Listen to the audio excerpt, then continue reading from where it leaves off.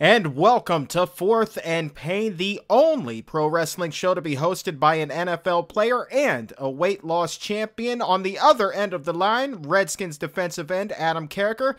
I am former pro wrestling announcer turned weight loss champion Chuck Carroll. Be sure to follow us on Twitter at Fourth and Pain and online fourthandpain.com. And Adam Carriker, once again, the Fourth and Pain studios are closed. You are on the phone, so before we dive into anything football related, anything wrestling related, let's get the Adam Carriker life update. How are you, my friend? Oh, I'm doing all right, man. It's been kind of crazy around here. As you know, I was a little sickly last week. Still battling a little bit, but I don't know if a lot of people know, but my wife's pregnant, so she's been on bed rest for quite a while. So we're an interesting couple. I'm trying to get around on these crutches, and she's on bed rest, and we got two little kids under the age of 3. And then both the kids decide to get sick, so it's been interesting, man. It's been interesting. I'm glad the studios were closed. It gave me an excuse to stay home and kind of help out with the family as much as I could today. Yeah, and I'm actually recording this show in my underwear, so I too am glad that the studios are closed because we shouldn't just be sharing those types of moments. Oh man, ratings just dropped by like 75%. Oh, wow. Did they? Or did they go up because Chuck Carroll brings the sexy, my friend? Huh? You need to take that sexy back is what you need to do. Wow. Yeah, man. So you definitely are on baby watch. Carriker number 3 coming soon. I know that you got a little bit of a write-up about that in the Washington Post this past week. Yeah, well, it was more about running our babysitters off. We got typical kids. They like to have fun and do good and bad things. And, one of our babysitters couldn't necessarily handle it so much. But luckily we've got a replacement or two that does a pretty good job. Good deals. And just lastly, before we move on, I mean, just what an inopportune time. You're still recovering from the surgery a number of weeks ago, and obviously your leg's still in the brace, so you're not as mobile as you should be or could be, and then obviously now your wife is on bed rest. I mean, have you thought about what's going to happen when Carriker number 3 hits the house, and who's going to be on baby duty in the middle of the night? If that baby's screaming, and your wife, says, Adam, I've been doing this for the past 2 weeks by myself, get up, brace or not, and go change that diaper. What are you going to do, man? Well, first of all, she's been on bed rest since I got hurt, so we've been dealing with this for a while. But according to her, and this is incorrect, false, not right, not the true statement, on the wrong side of correct, she says I have never once gotten up in the middle of the night with our first 2 children, and I beg to differ at a mighty degree with that, but that's her statement. But since she said that, hey, why should I change what's worked in the past? I'll just let her do it. Yeah, your 2 kids, exactly. They came out okay so far, so why rock the boat? I say you are off baby duty. No diaper duty unless it's between the hours of, 9 and 5? Well, to be honest with you, I mean, we breastfeed, so it's kind of hard for me to breastfeed. So it's a little bit more effective when she does it anyways. Try as they might. All right, well, let's switch gears, get a little bit more manly here, because this is a man show. Damn it, this is football and wrestling, and that's what we do. Starting with a little bit of a doldrum, and by a little bit, I mean just a horrific game Sunday in Pittsburgh. I'll be perfectly honest with you, as a journalist guy, I just got to say this was the worst outing that I've seen from the Washington Redskins this season. Haven't seen anything quite like this since maybe that game across the border against the Buffalo Bills. 27-12, but it didn't even feel that close to me, Adam. Yeah, I mean, obviously it wasn't a strong game really for anybody that I can think of. It was just kind of a struggle, offensively, defensively, special teams, and it's one of those games where the other guys get paid too, and the Steelers, they're very good, a lot of tradition, and obviously they were the better team this week, and it's one of those things where you can try to find silver linings, and I guarantee there are some, but the best thing to do is to get in, watch the film, and just start focusing on Carolina for next week. Well, let me ask you the obligatory RG3 question. He's been riding high through the first 7 games, really had the highest completion percentage in the NFL. On Sunday, not so much, just 16 of 34 for a $177 and the touchdown. On the plus side, he didn't throw an interception, but that's a lot to bounce back from next week against the Carolina Panthers. Certainly not the offensive output that he's been used to so far this season. You got a chance before you were injured to spend a lot of time with him. Obviously, your lockers are next to him. Talk to me a little bit about his character. Is he the kind of guy that's going to be able to rebound well from this? Absolutely. Anybody who can come into the league and be as calm and collected, his first game down in New Orleans with everything that was going on there, and just throughout all these games, he has a maturity factor beyond his years, to be honest with you.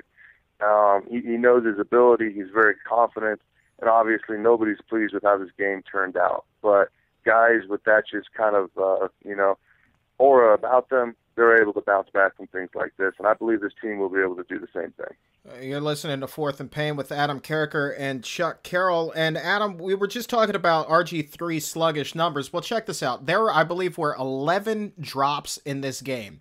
If you take those drops and you account and just say, 6 of them actually wound up being caught, then you're looking at 22 of 34. And even if all 11 were caught, then you're up at 27 of 34, another RG3-esque day.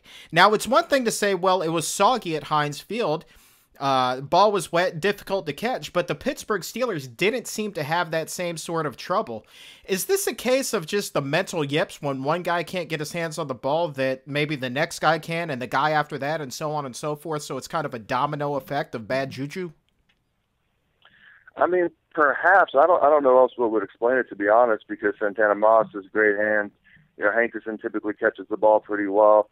All the receivers, to be honest with you, all these guys have pretty good hands. So I don't know how else you would explain it. And I'm not a receiver, so I don't have the answer. But I'm going to go with that because these guys are very typically sure-handed, especially some of the guys I named off. So I'm sure next week they'll bounce right back. And then on the positive side, I mean, I know, like you said, it's tough to find the silver lining in this, but I was pleased to see last week's Fourth and Pain champion Santana Moss find the end zone again. That was pretty cool. Oh, absolutely. We know how to pick our champions. We know what we're doing. Damn right. We are professionals. We are broadcast professionals, and you are a professional football player. That's 150% of professionalism that you're getting here on Fourth and Pain, if you think about it like that. Absolutely, and we are awesome mathematicians as well. That's right, 150% mathematics. All right, well, let's move on. Put that game in the rearview mirror. Not a whole heck of a lot else to talk about that. Don't want to get into the special teams trouble and the blocked point after attempt. Maybe we'll touch on that a little bit later this week, but let's just move on, try to find something else positive. Let's take a quick spin around the league on the final drive here, Adam. You let me know what stands out to you in these games. You got the Lions upending the Seahawks 28-24. The Chicago Bears squeak by the Carolina Panthers, next week's Redskins opponent, 23-22. The Atlanta Falcons remain unbeaten, defeat the reeling Philadelphia Eagles 30-17. New England all over the Rams in London, 45-7. Indianapolis Colts and Andrew Luck, 19. The Tennessee Titans, 13. That's a final in overtime. Cleveland Browns, 7. San Diego Chargers, 6. A lot of people calling for the head of Norv Turner after this one. Meanwhile, the turmoil continues for the New York Jets. The Miami Dolphins come up north, avoid the hurricane for now. They put 30 on the board compared to the Jets' 9.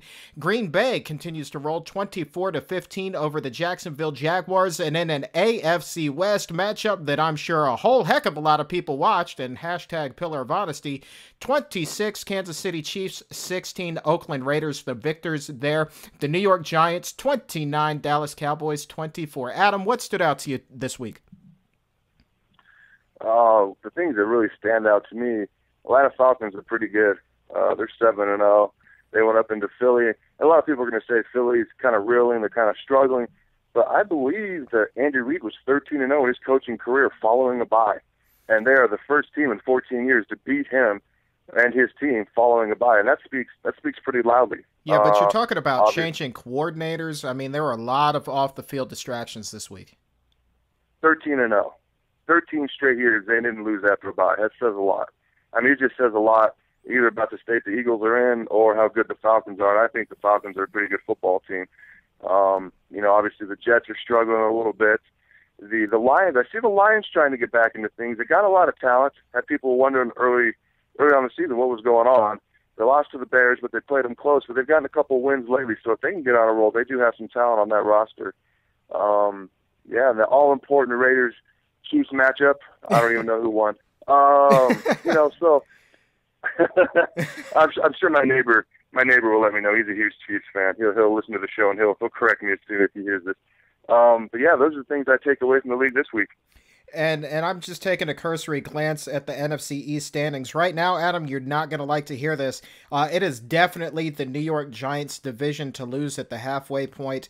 They're at 6-2, winners of 4 straight. The next closest, the Philadelphia Eagles, have lost 3 in a row, backpedaling in a big way. They're at 3-4. Dallas Cowboys also at 3-4. And, of course, the Washington Redskins at 3-5.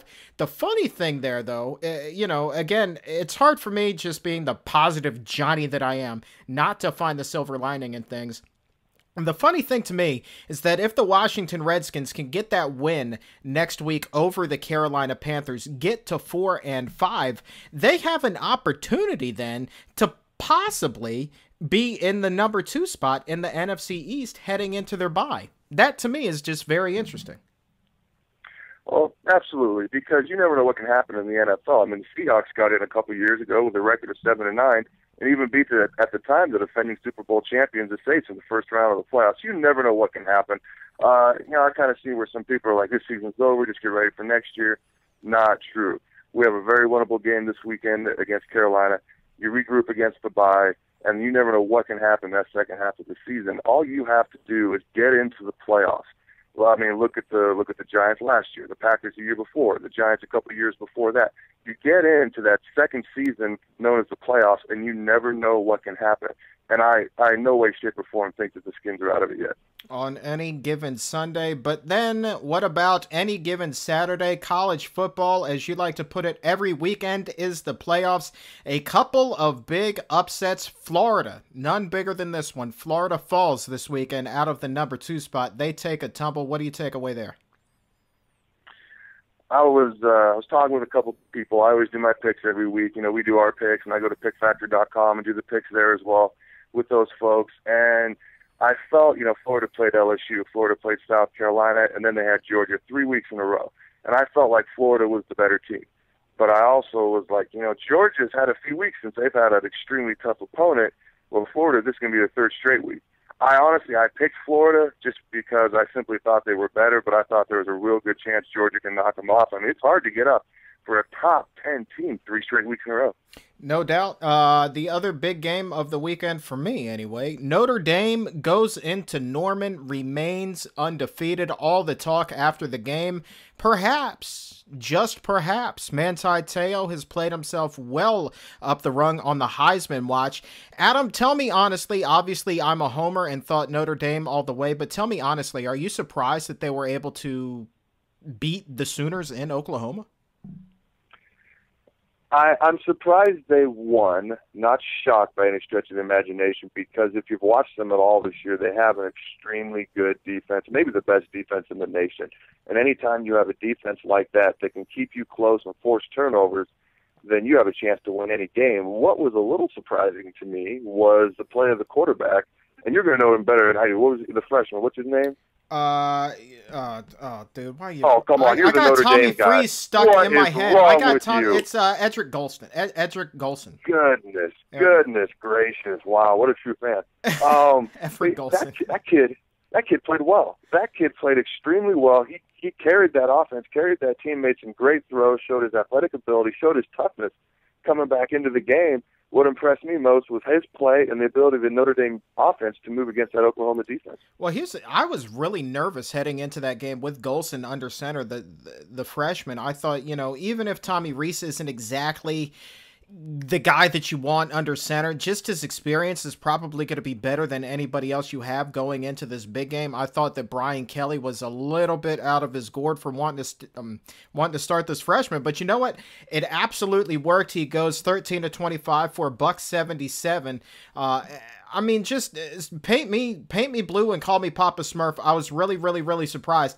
Really, very pleased. It was a tough game until late in the fourth quarter when Notre Dame was able to put it away. And that is something the Irish have not been able to do in at least 10 years, is put the game away. Pull away late in the fourth quarter, put their stamp on it, walk away with that W instead of going down with a last-second loss. You got to love a team like that.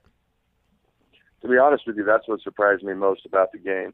As impressive as Golston was, to go into Norman and win convincingly, like there's no doubt, there's no fluke, to have a convincing win like that.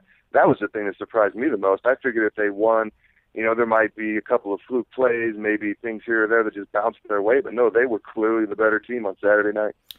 I'm looking at the stat line here. I didn't even realize that Oklahoma, get ready for this, held to 15 rushing yards.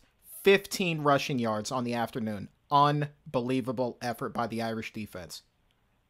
Absolutely. I think they're the best defense in the nation. I don't have all the stats in front of me, but I think they're number one in most every category. All right, well, let me ask you, man. Now, you played at Nebraska. Were you ever able to hold a top 10 team to a rushing total such as that? I mean, that to me is astounding. Top 10 team or not, that is just an unbelievable figure. I mean, in all honesty, I know you watched the game, but I think Oklahoma came out wanting to spread Notre Dame apart because they knew their front seven was big and physical. So I think they thought they could spread them out and pick them apart, passing down the field. And they had a lot of success early on, and Notre Dame kind of employed the bend but don't break, and especially once you get into the red zone, they have the number one red zone defense in the nation.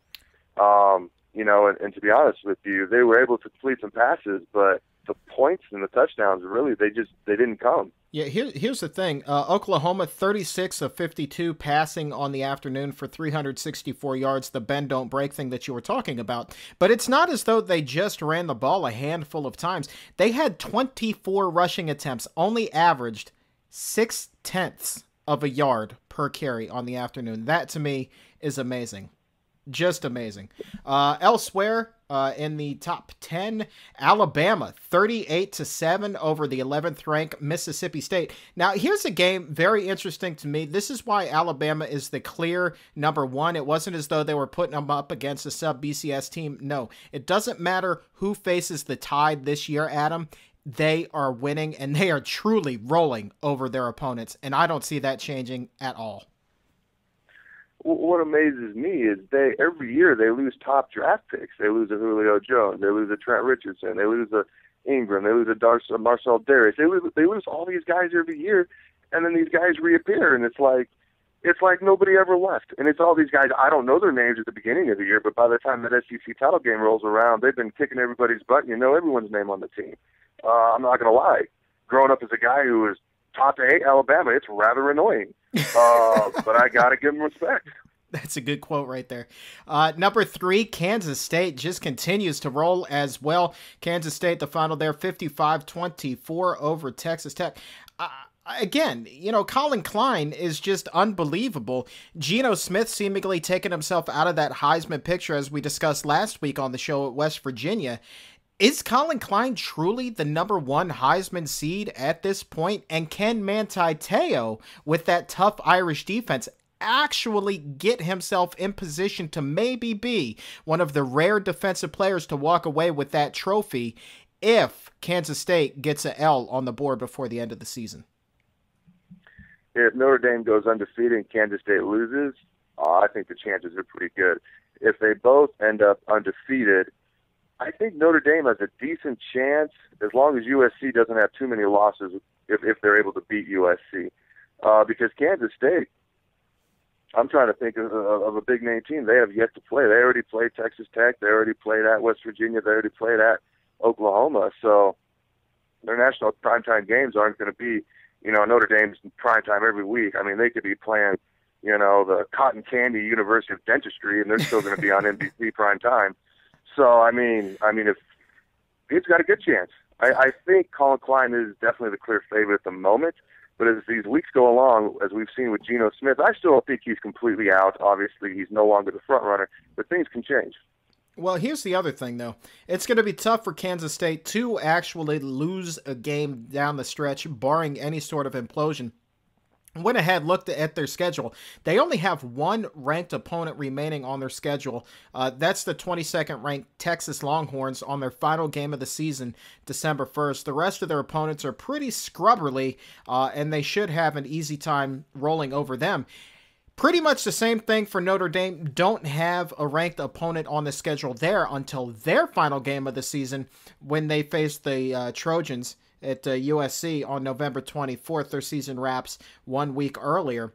Saying Kansas State goes undefeated, saying Notre Dame is able to also run the tables, is that just taking Manti Te'o out of the equation no matter what he does for the remainder of the season? Are they always going to err on the side of offense, even if Manti Te'o notches, well, let's say, just say 10 or 15 sacks in the final 4 games?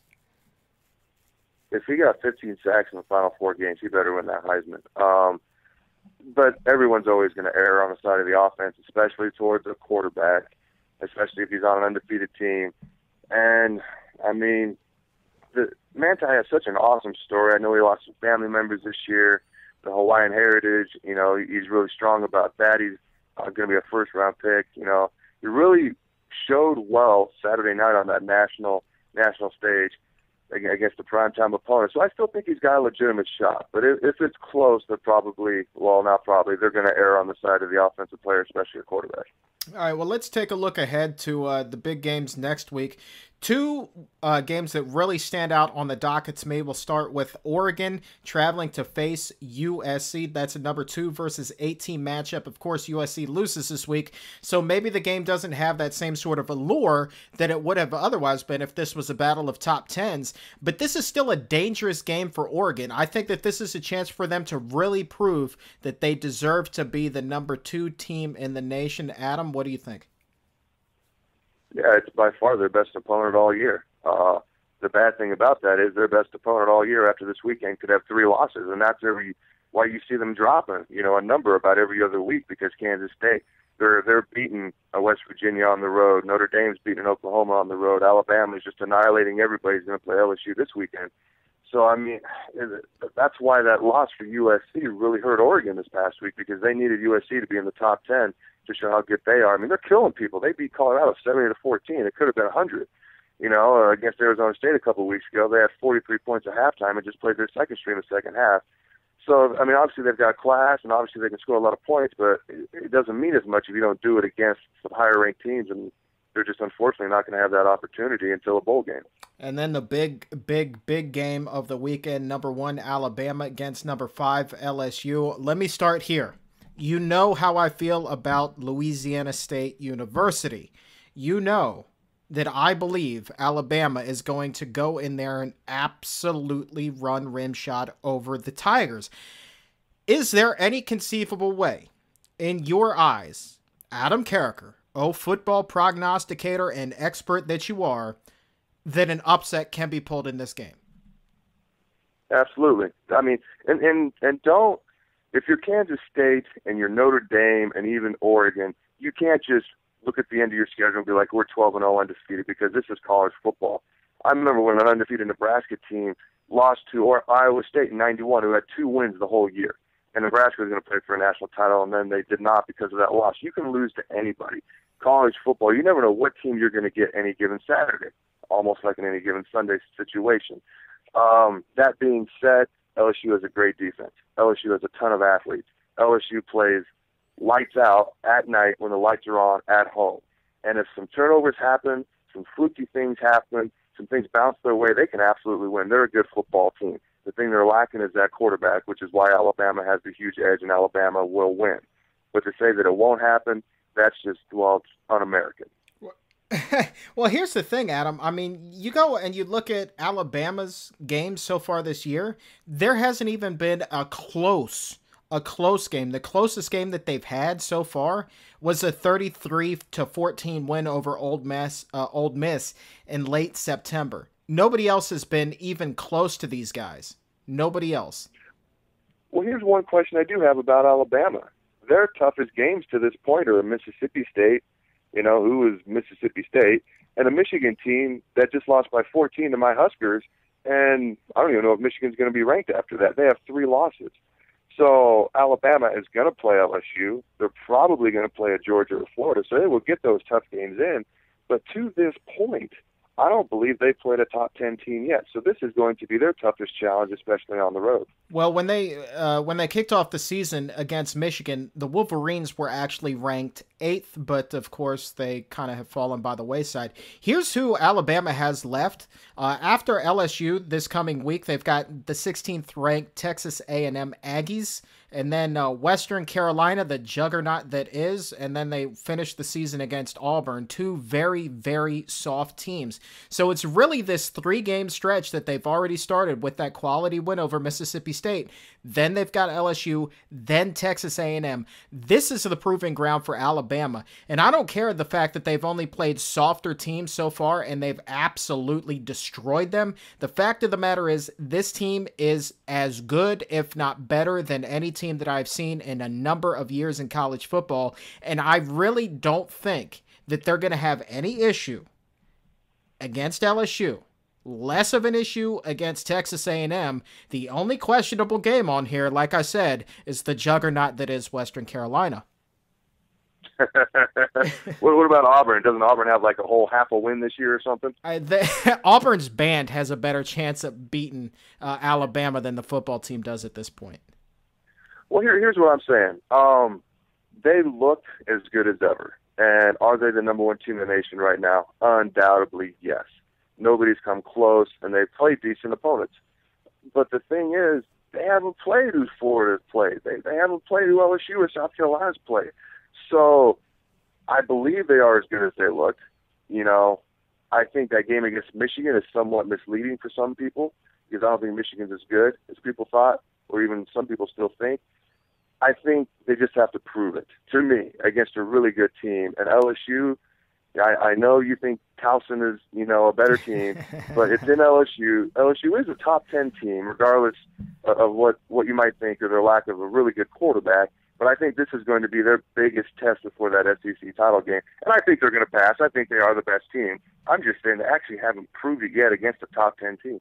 I was actually trying to go a full week without bringing up that Towson game. And so, you know what? You bring it up. I'm going to say that this is a win. I did not mention Towson. Mission accomplished. Let's take a look real quick before we close everything up. The BCS standings here. Number 1, Alabama. Here's where it gets a little bit shaken up. Kansas State at number 2. Notre Dame at number 3.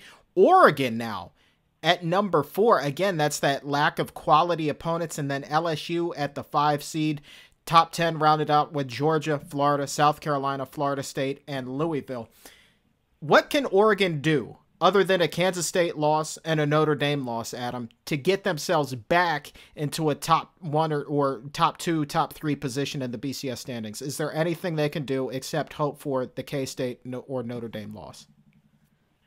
Well, hold on. Let's release our top 5 real quick. Then we can have all those discussions real quick. How's that sound? Sounds good, man. Give me your number 5 then, amigo. I got Florida. I know they're about 7th or 8th, but they beat LSU. And they have played a real tough schedule. South Carolina, Georgia. Georgia lost by 28 points. It's like people all of a sudden forget about this. And somehow they're ahead of Florida. I know they beat them, but that loss is huge. And they haven't played, I don't think, as many tough teams. So to me, Florida's number 5. All right. Well, hold on. Let me stop you there. Now, we've never actually discussed this. Are we including Ohio State in our rankings, in the Fourth and Payne rankings, or are they banished from our ranking system as well? Because the Buckeyes, although we're not talking about them, are sitting at 9-0. I don't remember if I have been including them or not. Sure, let's throw them in there. Why not? All right. In that case, I got to make a quick little amendment. Okay. Proceed. So your 5 seed is still Florida. I'm still going to keep Florida at 5. I would put Ohio State at 6. To me, honestly, 4, 3, and 2 are pretty interchangeable. I mean, Oregon hasn't played a great team, but they're killing everybody. And they're killing everybody that's put in front of them. Kansas State's won at Oklahoma, annihilated West Virginia on the road. Notre Dame just went into Oklahoma, won more convincingly than Kansas State did. I don't like comparing scores like that. But I got to go with Oregon at 4. My whole who have they played thing. I got to go with Notre Dame at 3 just because Kansas State has one more convincing win than Notre Dame does. against a quality opponent, that being at West Virginia, even though I don't think West Virginia is a top 10 team like I once did.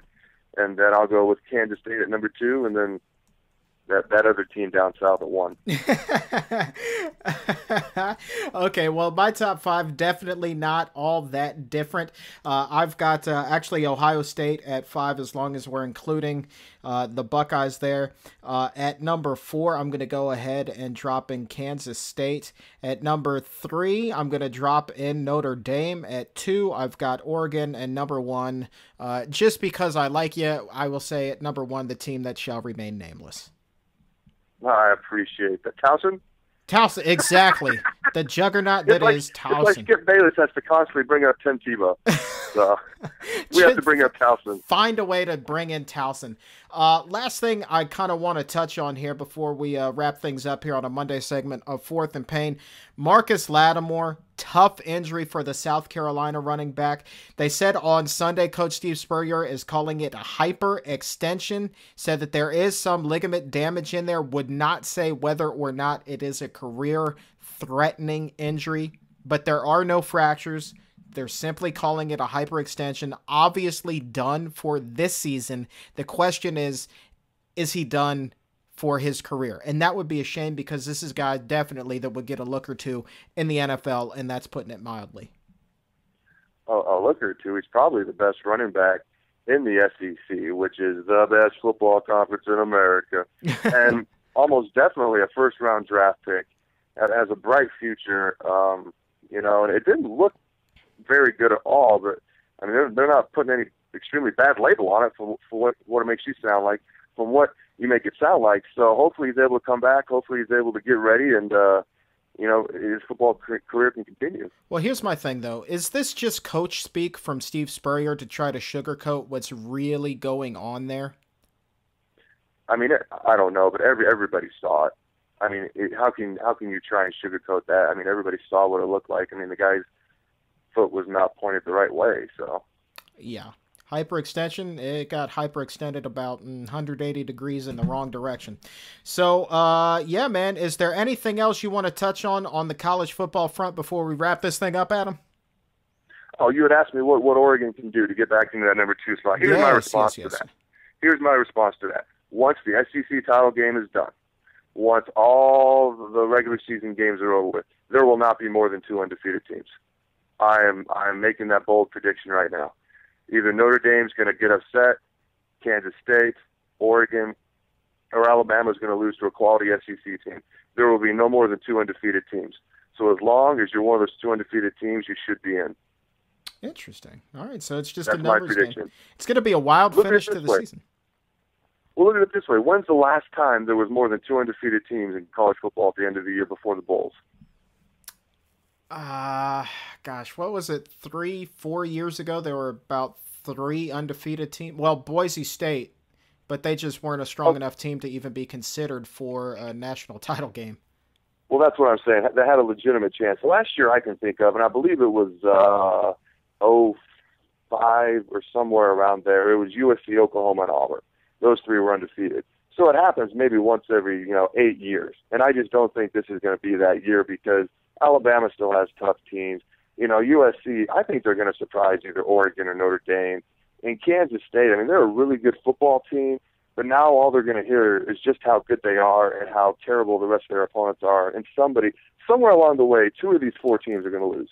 Well, here's the other thing. I mean, the only other undefeated team in the nation right now, the Louisville Cardinal, number 16 ranked, they're 8-0, but they have yet to face a ranked opponent, and they will not face a ranked opponent for the remainder of the year. Still left on their schedule, Temple, Syracuse, Connecticut, and Rutgers. Not exactly a juggernaut schedule. So no, and they have no business being in a national title conversation. No, well, they are 10th in the BCS standings right now, so take that for what it's worth. Crazier things have happened, but it's not going to happen with them this year. So on that note, I'm Chuck Carroll. Thank you so very much for believing in our weirdness. I'm Adam Carriker, largest arms on the D-line. Peace out, home skillet.